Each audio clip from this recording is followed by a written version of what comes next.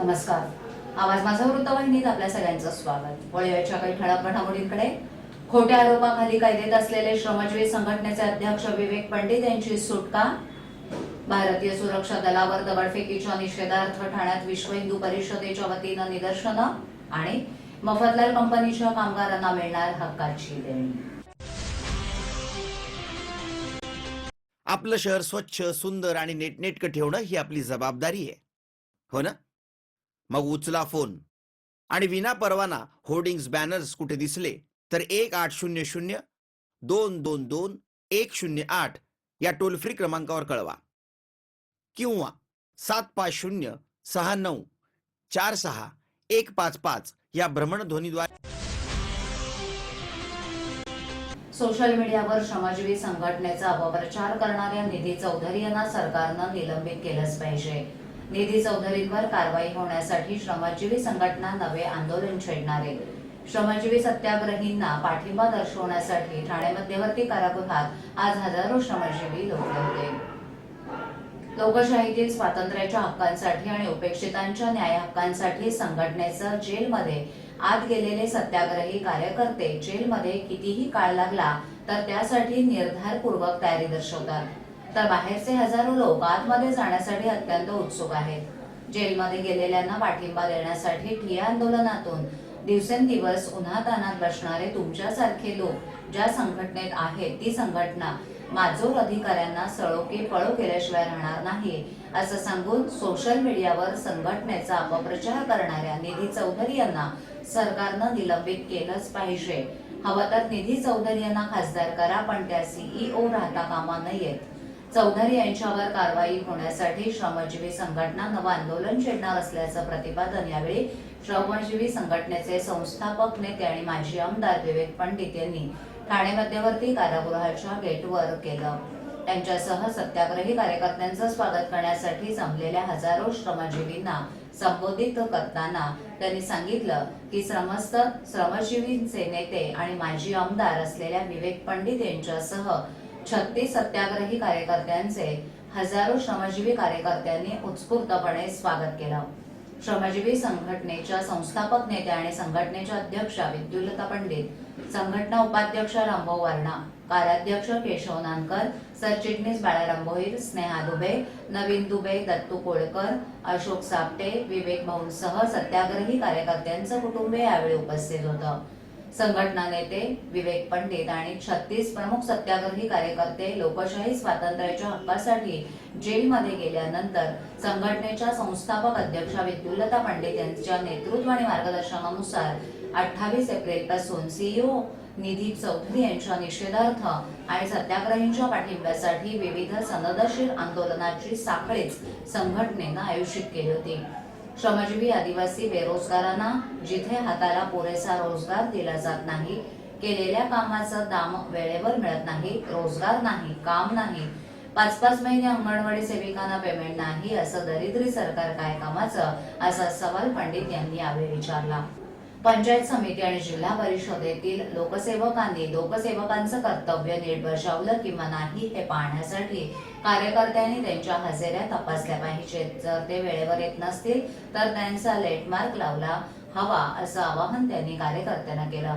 लोकसेवकांनी कोणत्याही परिस्थितीत कार्यालयाची शिस्तही पाळलीच पाहिजे असंही ते म्हणाले.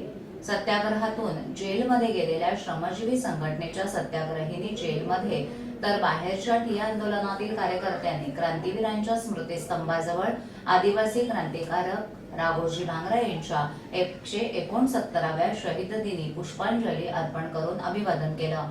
मध्यवर्ती कारागृहाच्या जेलरकडून राघोजी भांगरेंचा फोटो घेऊन जेलमध्ये कार्यक्रम करण्यात आल्याची माहिती यावेळी पंडित यांनी दिली. संघटनेच्या सत्याग्रही आंदोलनामुळे जेलमधील क्रांतीस्तंभावर राघोजींच्या नावाचा समावेश झाला असल्याची माहिती पंडित यांनी यावेळी कार्यकर्त्यांना दिली.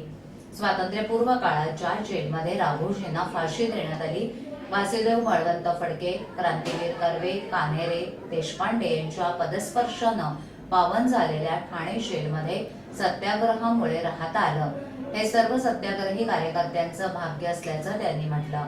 प्रत्येक सत्याग्रहींना यावेळी जेलची माती असलेली एका छोटी पुडीची अनोखी भेट जेलमधील दिवसाची आठवण म्हणून देण्यात आली. ही पवित्र माती सत्याग्रहींनी देवाऱ्यात ठेवावी असं आवाहन करण्यात आलं.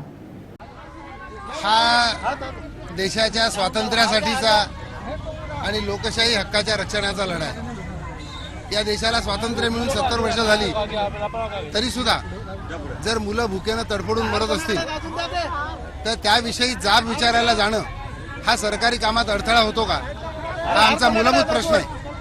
आणि त्याहीपेक्षा महत्त्वाचा प्रश्न असा की जर एखादी IAS ऑफिसर आहे, जबाबदार अधिकारी आहे, तर त्याने FIR दाखल करताना 24 तासानंतर दाखल केला आणि सोशल मीडियावर मात्र वस्त्रहरण झाल्याचं, सीताहरण झाल्याचे असे फोटो टाकले आणि आम्हाला गुंड आणि रावणाची उपमा दिली. हे त्यांना शोभतं का आणि असा त्यांना करण्याचा अधिकार आहे का? जर नसेल तर अशा अधिकाऱ्यावर तात्काळ कारवाई झाली पाहिजे आणि त्यांना निलंबित केलं पाहिजे. ही मागणी आमची आहे की तुम्हाला अशा पद्धतीनं खाजगी सोशल मीडियाचा वापर करता येत नाही. शिवाय जे घडलं नाही ते तुम्हाला सांगता येत नाही, ते तुम्ही FIR मध्ये सांगत नाही आणि सोशल मीडियाच्या मार्फत तुम्ही सहानुभूती घेण्याचा प्रयत्न करता. हे अत्यंत निषेधार्थ आहे आणि म्हणून लोकशाहीच्या रक्षणाकरता आम्हाला हा लढा करावा लागलाय आणि हा लढा यापुढे सुद्धा आमचा सुरूच राहील. प्रश्न असा आहे की 8-8 महिने मुलांना पोषण आहाराचे पैसे नाहीत, 5-5 महिने अंगणवाडी सेविकांना मानधन नाही. जो आहार दिला जातो तो अत्यंत निकृष्ट आहे, जनावरं देखील तो खात नाहीत. या संदर्भामध्ये अंगणवाडी सेविका आणि संघटनेचे कार्यकर्ते जाब विचारायला गेले, त्यांना उत्तर देता आली नाहीत, म्हणून त्या पळून जाऊ लागल्या. त्यावेळेला त्यांचं वाहन अडवलं, ही वस्तुस्थिती आहे. परंतु या पलीकडे काहीही झालेलं नाही. त्यांनी त्यावेळेला पोलिसांनी विचारलं की गुन्हा दाखल करायचा आहे का, कारण संपूर्ण पोलिसांचा गराडा, पोलीस स्टाफ त्या ठिकाणी उपस्थित होता. जे काही घडलं ते त्यांच्या समोर घडलं. पोलिसांनी विचारलं गुन्हा दाखल करायचा आहे का, त्यावेळेला माझ्या माहितीप्रमाणे त्यांनी गुन्हा दाखल करायचा नाही असं सांगितलं. नाही तर पोलीस अधिकारी होते आणि नंतर 24 तासानंतर गुन्हा दाखल होतो आणि गुन्हा दाखल झाल्यानंतर सोशल मीडियावर त्याच्या आधीच मी तुम्हाला म्हटलं त्या पद्धतीची अतिशय विकृत पौराणिक संदर्भ घेऊन, ज्याला वास्तवाशी काही संबंध नाही, अशा पद्धतीची बदनामी संघटनेची केली जाते आणि आमची गळचेपी करण्याचा प्रयत्न केला जातो. या IAS ऑफिसरला न शोभणारी गोष्ट आहे आणि त्यामुळे एखादी स्त्रीत्वाचा अपमान जर झाला असेल, आमच्याकडून विनयभंग झाला असेल, आमच्याकडून त्यांना काही लज्जास्पद वागणूक मिळाली असेल तर तसं FIR मध्ये यायला हवं होतं. जर तसं काही नाही तर सोशल मीडियावर या अधिकाऱ्यांनी जे केलं त्याबद्दल जाब विचारला पाहिजे आणि त्यांना निलंबित केलं पाहिजे, ही आमची खास मागणी आहे. बाहेर आम्ही आत होतो त्यामुळे बाहेर काय चालले माहीत नाही, परंतु श्रमजीवीचे लोक शांत बसणारे नाहीत. आम्ही आत आहोत म्हटल्यानंतर ते बाहेर जे जे त्यांना आंदोलनं करता येतील शांततापूर्ण मार्गाने ती सर्व आंदोलनं त्यांनी केली असतील. ते दिवसरात्र बसले असतील, उन्हामध्ये बसले असतील, उपाशी राहिले असतील आणि तीच संघटनेची ताकद आहे. आणि लोकशाहीच्या रक्षणाकरता या पद्धतीचे आंदोलनं सतत होत राहतील. सरकारने कितीही दडपायचा आमचा प्रयत्न केला, या प्रशासनाने कितीही दडपायचा प्रयत्न केला, तरी संघटना दुप्पट वेगानं पुढे जाईल एवढं मला सांगायचं आहे. आणि जर या बाबतीमध्ये लोकशाहीला न्याय मिळाला नाही, सरकारचं उत्तरदायित्व, प्रशासनाचं उत्तरदायित्व जर स्पष्ट झालं नाही तर श्रमजीवी संघटना अतिशय उग्र आंदोलन याच्या पुढे करील. काश्मीरमध्ये भारतीय सैन्यावर ज्याप्रमाणे दगडफेकीचं षडयंत्र सुरू आहे याचाच निषेध करण्यासाठी तसंच त्यांना पाठबळ देण्यासाठी आज ठाण्यात विश्व हिंदू परिषदेच्या वतीनं निदर्शनं करण्यात आली. जम्मू आणि काश्मीर घाटीत सेना आणि सुरक्षा दलावर दगडफेकीच्या घटना दररोज घडतायत. तसंच अमरनाथ यात्रा बंद करून हिंदू धर्मियांच्या यात्रा संपवण्याचा प्रयत्न होतोय. त्याचाच निषेध करण्यासाठी देशभर निदर्शनं केली जात असतानाच ठाण्यातील शासकीय विश्रामगृहाच्या बाहेर देखील निदर्शनं करण्यात आली. जम्मू काश्मीर प्रांतात तसंच काश्मीर घाटीत सेना तसंच सुरक्षा दलावर दगडफेकीच्या घटना दररोज होत आहेत. जेव्हा जवान आतंकवादियांशी लढत असतो तेव्हा तिथे जमलेल्या गर्दीतून त्याच्यावर दगडफेक केली जाते. तसंच सैनिकांवर साम्यवादी विचारसरणीच्या नक्षलवाद्यांनी हल्ला केलाय. तसंच कुलभूषण जाधव यांच्यावर देखील पाकिस्तानात अन्याय होतोय. यामुळे सुरक्षा दलाचं मनोबलच खच्चीकरण करण्यात येत आहे. याचाच निषेध करण्यासाठी ठाण्यातील विश्व हिंदू परिषदेच्या वतीनं निदर्शनं करण्यात आली. कळव्यातील मफतलाल कंपनीच्या 3,500 कामगारांच्या लढ्याला अखेर यश आलं असून वादाच्या भोवऱ्यात सापडलेल्या 63 एकर जमीन विक्रीचा तिढा सुटलाय. या जमीन विक्रीवर मुंबई उच्च न्यायालयानं शिक्कामोर्तब केलं असून त्यामुळे 3,500 कामगारांना सुमारे कोटीची हक्काची देणी लवकरच मिळणार आहेत. या जमीन विक्रीतून मिळालेल्या रकमेपैकी 75% रक्कम न्यायालयाकडे जमा करावी लागणार आहे. त्यामुळे कामगारांचे पैसे सुरक्षित राहणार असून जमीन विक्रीची प्रक्रिया लवकरच सुरू होणार आहे.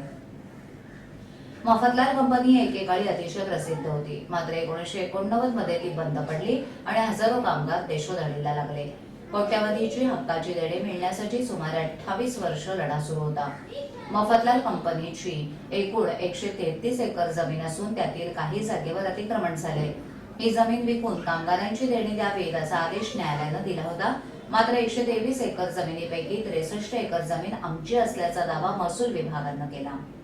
त्यामुळे नेमकी जमीन कुणाची असा वाद निर्माण झाला. अखेर सरकारनं आपला हक्क मागे घेतल्यानं कामगारांच्या आशा पुन्हा पल्लवित झाल्या. कामगारांनी न्यायालयातही अनेक वर्ष लढा दिला. सुनावणीहून न्यायमूर्ती काथावाला यांनी त्या 63 एकर जमीन विक्रीवर शिक्कामोर्तब केले. सध्या ही जमीन लिक्विडेटरच्या ताब्यात आहे. मुंबई मजदूर युनियनच्या वतीनं ॲडव्होकेट नीता कर्णिक यांनी समर्थपणे आपली बाजू मांडली, तर सरकारच्या वतीनं ॲडव्होकेट मेटॉस यांनी युक्तिवाद केला. दीर्घ संघर्षानंतर का होईना पण कामगारांना न्याय मिळाला असं आमदार संजय केळकर यांनी यावेळी सांगितलं. ठाण्यातली मफतलाल इंजिनिअरिंग कंपनी ही अत्यंत ज्याला म्हणता येईल की नामांकित कंपनी आणि फार मोठी अशी कंपनी ठाण्यामध्ये कळव्या येथे होती. आणि या मफतलाल कंपनी बंद पडल्यानंतर मफतलालचे 3,500 कामगार जे आहेत ते सगळे जे आहेत त्यांची देणी थकबाकी सगळीच बाकी राहिली होती. हा 28 वर्षाचा वनवास ते भोगत होते. या सगळ्या काळखंडामध्ये 1900 कामगारांचं निधन झालं, परंतु त्यांना त्यांची हक्काची देणी जी आहे ती मिळाली नव्हती. मफतलाल कंपनीची जमीन विकून ती देणी द्यायची होती. काही सरकारची जमीन होती, त्याच्या संबंधामध्ये सगळं कामकाज अडकून पडलेलं होतं. आणि म्हणून आज खरोखर म्हणजे सगळे कामगार जे आहेत ते देशोधडीला त्यांची कुटुंब लागल्यासारखी परिस्थिती असताना या ठिकाणी त्यांनी संघर्ष समिती स्थापन केली. आणि या संघर्ष समितीच्या माध्यमातून एक कामगार मित्र म्हणून मी त्यांच्यासोबत जे आहे ते गेली 2-2.5 वर्ष होतो. या निमित्ताने कालच कोर्टाने निर्णय दिला की 123 एकर जमीन जी विकून कामगारांची देणी द्यावीत आणि त्याच्यामुळे आता पुढच्या 2-3 महिन्याच्या कालखंडामध्ये कामगारांना त्यांची हक्काची देणी निश्चितपणे मिळणार आहे.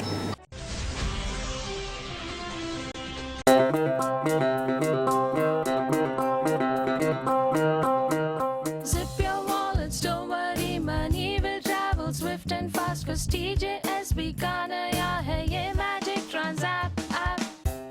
Transapp zap, Transapp app. एक ही virtual ID से transaction.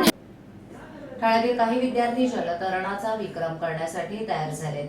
ठाण्यातील महानगरपालिकेच्या मारुतराव शिंदे तरण तलाव इथे अनेक दिवस सराव केल्यानंतर आज पहाटे रेवस जेटी ते गेटवे ऑफ इंडिया हे 25 किलोमीटरचं अंतर कापण्यासाठी पाण्यात उतरलेत. ठाण्यातील या 14 जणांच्या चमूमध्ये 6 वर्षाच्या वयोगटापासून 18 वर्ष वयोगटापर्यंत मुलं आणि मुलींचा समावेश आहे. आज त्यांना त्यांच्या विक्रमासाठी ठाणेकरांच्या वतीनं आजच्या विक्रमासाठी शुभेच्छा देण्यात आल्या. आज सकाळी 5:30 वाजता रेवस इथे ते रवाना झाले. ठाण्यातील स्टारफिश या बालकांच्या संघटनेअंतर्गत अरबी समुद्रात रेवस ते गेटवे ऑफ इंडिया 24 किलोमीटर सागरी रिले जलतरण साहसी मोहिमेचं आयोजन करण्यात आले. 3 मे 2017 सकाळी 5:30 वाजता रेवस येथून समुद्रात उडी मारून या साहसी मोहिमेला सुरुवात झाली. दुपारी 11:30 वाजेपर्यंत गेटवे ऑफ इंडियाला त्यांनी कूच केलं.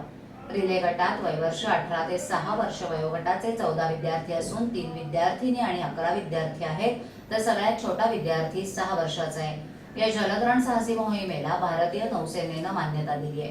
ठाण्यातील तरण तलावातील रेवस ते गेटवे ऑफ इंडिया 24 किलोमीटर सागरी रिले जलतरण मोहिमेत ठाण्याच्या BN Bandodkar college, Kaustubh Malbari, new horizon school Aditya Ghag, PSMS school Neel Ghag, DAV school Tanishka Herwade, Kshitij Herwade, Saraswati secondary पाचपाखाडीतील Harsh Patil, Manav More, Ashray Dagde, Soham Salunkhe, BSMM school Apurva Pawar, Atharva Pawar, home school Sanika Navare, Singhania school Vedant Gokhale, KEM Bhagwati school Isha Shinde यांचा समावेश आहे.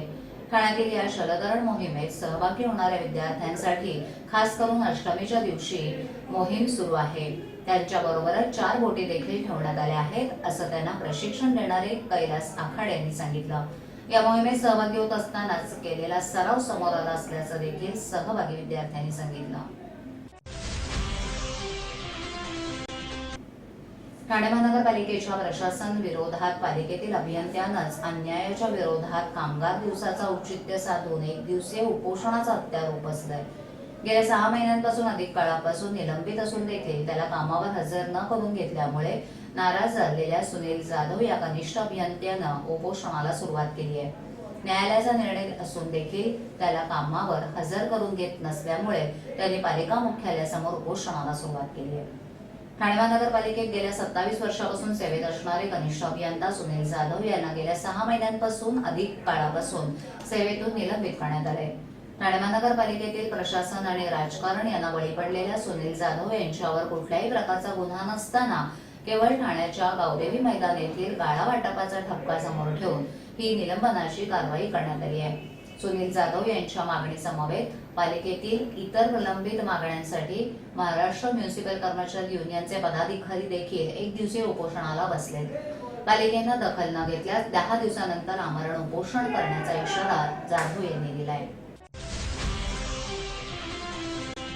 लखलखते समुद्र किनारे, प्रसन्नता आणि हिरवागार निसर्ग अनेकांना कोकणामध्ये घर खरेदी करण्यासाठी आकर्षित करत असतात. तसंच आपलं कोकणात घर असावं असे अनेकांनी स्वप्न बघतात. गेल्या 3 वर्षांमध्ये ठाणे, मुंबई किंवा पुण्यातील 1 लाखाहून जास्त संख्येतील खरेदीकर्ता गेल्या 3 वर्षांमध्ये प्रॉपर्टी घेण्यासाठी सज्ज झालेत किंवा रुची दाखवत आहेत. या वाढत्या मागणीला लक्षात घेऊन विशेषतः ठाणे आणि आसपासच्या भागातून रिअल्टर्सचा गट पुढे आला असून कोकणात सेल्फ सस्टेन घराचे विविध मूळ विकल्प ठाणेकरांसाठी सादर करण्यासाठी तो पुढे सरसावलाय. रायगड, रत्नागिरी, सिंधुदुर्ग जिल्हे खरेदीकर्त्यांना सेल्फ सस्टेन होम देऊ करणारी भविष्यातील ठिकाणं ठरत आहेत. याच निमित्तानं ठाण्यातील गावदेवी मैदाना शेजारी कोकण इस्टेट नावाच्या प्रदर्शनाचं उद्घाटन झालंय. त्यात कोकण विभागातील आणि त्याबाहेरील विविध प्रकारच्या येऊ घातलेल्या आणि आधीपासून स्थित असलेल्या प्रोजेक्टचं सादरीकरण करण्यात आलं. आजच्या ठळक घडामोडी शेवटी पुन्हा एकदा. खोट्या आरोपाखाली कैदेत असलेले श्रमजीवी संघटनेचे अध्यक्ष विवेक पंडित यांची सुटका. भारतीय सुरक्षा दलावर दगडफेकीच्या निषेधार्थ ठाण्यात विश्व हिंदू परिषदेच्या वतीनं निदर्शनं आणि मफतलाल कंपनीच्या कामगारांना मिळणार हक्काची देण. आपल्या विभागातील काही सूचना किंवा समस्या असल्यास आमच्यापर्यंत जरूर पोहोचवा. आम्ही तुमचा आवाज नागरिकांपर्यंत नक्की पोहोचवू. आम्हाला संपर्क करण्यासाठी आमचा पत्ता आवाज माझा 103 सैलेख आदर्शनगर समोर कोलघाट रोड, ठाणे पश्चिम. आमचा दूरध्वनी क्रमांक 9774033326. आमचा ईमेल आयडी awazmaza.tvnews@gmail.com. आवाज माझावरील एखादी बातमी पाहिजे होऊन गेली असल्यास युट्यूबवर ती तुम्ही पाहू शकता. तर मग उद्या पुन्हा भेटू याच वेळी याच ठिकाणी काही नवीन घडामोडींसह आवाज माझा वृत्तवाहिनीत. तोपर्यंत नमस्कार.